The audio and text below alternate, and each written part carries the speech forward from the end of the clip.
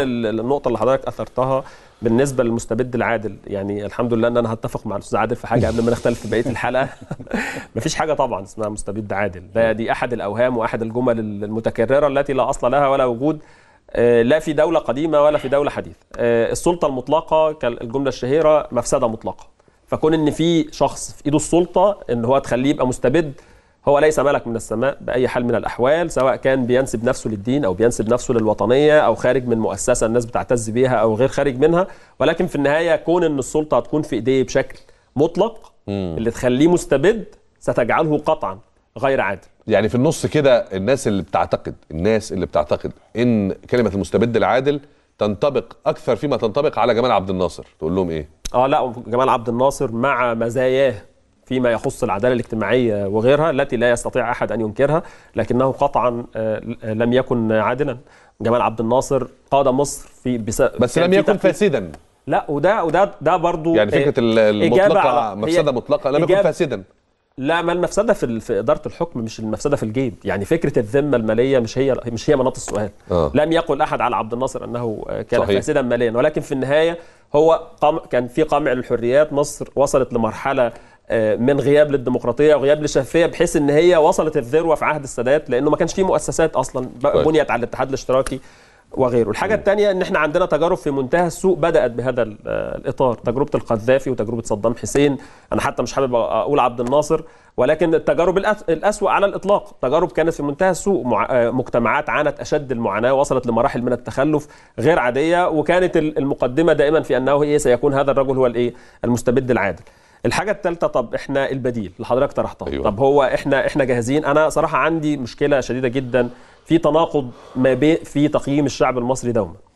وقت ان انتخب الشعب المصري بعد ثورة يناير كان ليه ميول وهوى نحو الاسلاميين، الاخوان وحزب النور وغيرهم، وحصلوا على فوق 70% من الاصوات. قيل ان السبب ان هو الزيت والسكر وانه الشعب جاهل. واحد الكتاب الكبار وتحديدا الاستاذ يوسف زيدان كان طرح فكرة عجيبة الشكل، وقال ان هو اللي معاه مؤهل جامعي يبقى ليه 5 أصوات، واللي معاه مؤهل متوسط يبقى ليه صوتين والكلام ده. وبالتالي اتقال ان هو شعب جاهل.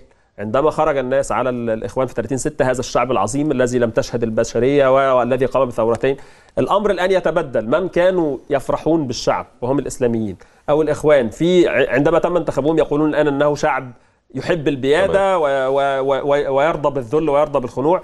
الفكره في النهايه انه حكم الفرد انتهى، عصر حكم الفرد انتهى. تمام. الدستور الحالي للأسف الشديد بشكل أو بآخر يرسخ لحكم الفرد، ولكن في النهاية حتى لو اختلفنا في هذه النقطة ونرى أنها تمهد لذلك، ولكن فكرة أن يكون هذا الشخص هو المسيطر ويرضى الناس، الفكرة أنه بس أنا عايز أوقفك في نقطة، عشان برضو الحكاية دي الحقيقية بيحصل عليها جدل كتير ولغط، والناس بتستثمرها على الجانبين في اعتقادي خطأ. فكرة أن هذا الشعب عظيم وقت ما نحب انه يبقى عظيم، صحيح. وهذا الشعب جاهل وقت ما نحب نقول لما نختلف معاه.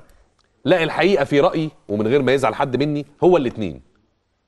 الشعب ده عظيم في سقف معين، وهي فكره عندما يقوم بثوره، عندما ينتفض عن صمته، عندما وعيه الفطري اللي ملوش علاقه بالثقافه ولا بالتعليم يدرك ان البلد دي بتتباع او البلد دي بتتسرق او البلد دي بتتنهب، هنا بينتفض لحد سقف معين اللي هو بيوقع راس السلطه وشكرا وبيرجع بيته. كويس؟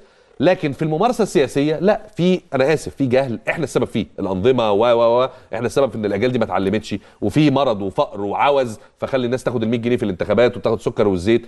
فده ما ينافيش ده، هو عظيم في سقف انتفاضته لكن هو محدود في سقف ثقافته السياسيه. مع احترامي، انا دايما كنت بقول حتى وقت ما كنا مختلفين مع الاخوان ونتائج الانتخابات، تصوير نجاحات الاخوان وحزب النور وقتها ان هي راجعه فقط للزيت والسكر، ده تبسيط وتسهيل للمشكله. يعني الاحزاب اللي مش عايزه تشتغل بتستسهل ده. انا مش قادر لاني مش قادر. يعني انت عايز تقول لي ان الانتخابات اللي جايه يا باشمهندس الناس هتختار فيها وفقا للبرامج ووفقا للثقافه والقدره على التشريع وكذا؟ مش القصه في كده. يعني الاجواء ان مهدت لذلك الناس هتختار اختيار كويس. لو ان مهدت يعني لكن لو معنى كده ان الشرط قائم على السلطه لكن الشعب عنده استعداد. هي السلطه دي، ما دي احد القضايا الاخرى، هي السلطه دي نابعه منين؟ يعني الفريق السيسي ده جاي منين؟ ما هو جاي من الشعب المصري، المؤسسه العسكريه وما تحمله من تقدير هي جاي منين؟ هل ضباط الجيش جاي من ان دي معناها ان النظام يهيئ المناخ. انت عارف رايي ده ان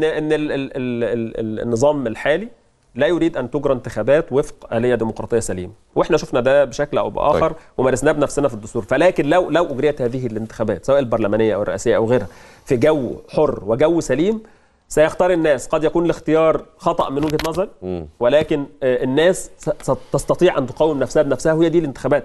هل اختيار الامريكان لجورج بوش الابن ده معناه ان الشعب الامريكي كان جاهل؟